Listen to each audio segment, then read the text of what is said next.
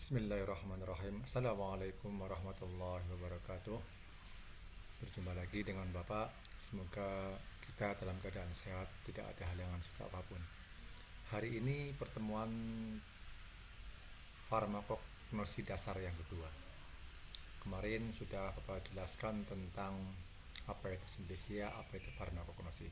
Hari ini kita lanjutkan materi untuk perkenalan farmakognosi. Next, sejarah dan perkembangan farmakognosi. Jadi minimal kita tahu farmakognosi itu sejarahnya seperti apa sampai berkembang sampai saat ini.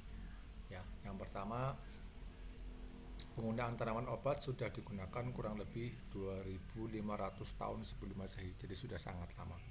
Ini dibuktikan ada lempeng tanah liat yang tersimpan di perpustakaan Ashurbanipal di Assyria yang memuat simplicia antara lain kulit delima, opium, adas manis, madu, ragi, minyak jarak.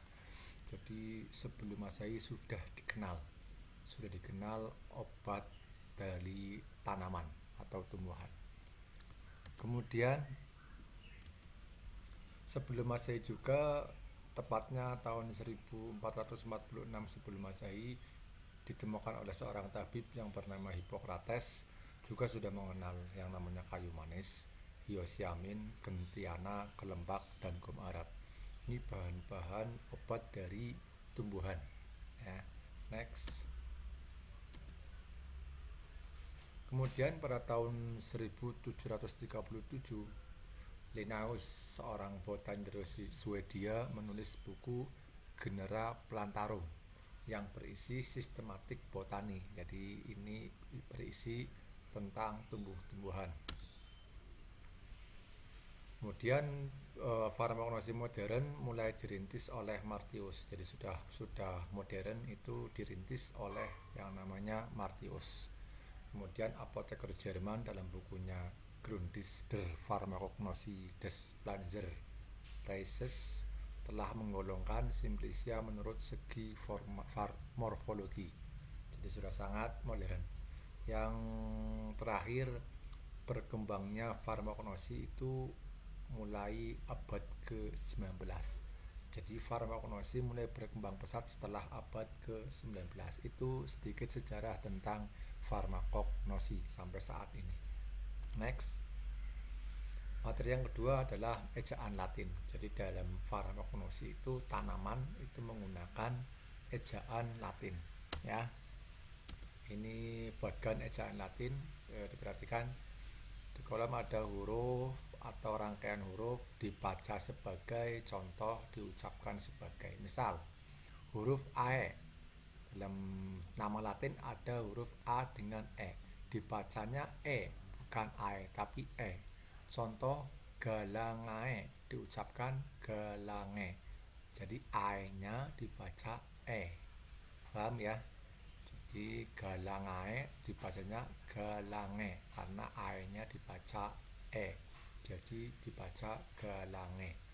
Lobeliae, ada A di sini dibaca E, jadi dibacanya lobelie. Kemudian ada huruf C, dibaca sebagai K jika diikuti huruf A, O, U atau huruf mati. Contoh cacao, ya, dibaca kakao, C-nya dibaca K karena diikuti huruf AO. Ini ada A, ada O, jadi dibaca kakao. Cola, ya, C-nya dibaca K karena setelah C ada huruf O, dibaca cola, dan seterusnya. Kalian nanti bisa dibaca sendiri di rumah untuk yang lainnya. Next. Ya, sampai huruf Y yang dibaca sendiri di rumah. Kemudian tata nama Latin tanaman.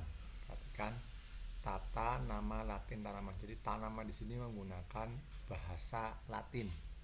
Ya, tanamannya menggunakan bahasa Latin. Nama Latin tanaman terdiri dari dua kata. Nama Latin tanaman terdiri dari dua kata. Kata pertama disebut genus. Perhatikan warna merah. Yang kedua disebut spesies. Jadi yang pertama genus, yang kedua spesies. Misal, nama Latin dari padi adalah Oryzae sativa. Oryzae-nya sebagai genus, Sativanya adalah spesies. Paham ya? Jadi padi nama latinnya Oryzae sativa. Oryzae sebagai genus kata pertama, Sativa sebagai spesies kata kedua. Kemudian nama ilmiah lengkap dari suatu tanaman terdiri dari nama latin diikuti dengan singkatan nama ahli botani. Ini lengkapnya. Ya, ini kan belum lengkap. Lengkapnya itu ada tambahan nama ahli botani. Contoh di sini nama ahli botaninya Linnaeus disingkat sebagai L. Nama tanaman lengkapnya Oryzae sativa L. L-nya adalah nama ahli botani Linnaeus. Kalau Oryzae tadi sebagai genus, sativa sebagai spesies, Linnaeus adalah nama ahli botani. Paham ya? Ini tata nama latin tanaman. Next. Sekarang tata nama simplicia.